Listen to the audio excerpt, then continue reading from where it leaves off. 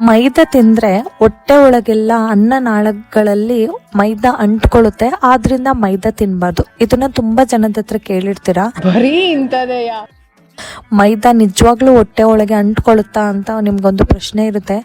ಮೈದಾ ನಿಜವಾಗ್ಲೂ ಯಾವುದೇ ಕಾರಣಕ್ಕೂ ಕೂಡ ಹೊಟ್ಟೆ ಒಳಗೆ ಅಂಟ್ಕೊಳ್ಳಲ್ಲ.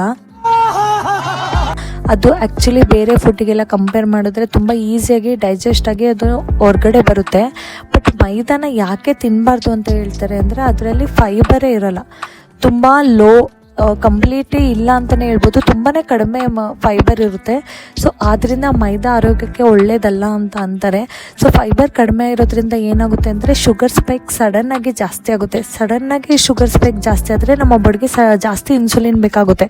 ಸೊ ಶುಗರ್ ಯಾರಿಗಿರುತ್ತೆ ಅಂದರೆ ಡಯಾಬಿಟಿಕ್ಸ್ ಯಾರಿಗಿರುತ್ತೆ ಅವರಂತೂ ಇದನ್ನು ಅವಾಯ್ಡ್ ಮಾಡಲೇಬೇಕು. ಬಟ್ ಯಾವಾಗಲೋ ಒಂದ್ಸತಿ, ಅಪರೂಪಕ್ಕೆ ಯಾವಾಗಲೋ ಒಂದ್ಸತಿ ನಾನು ಏನಾದರೂ ಮೈದಾ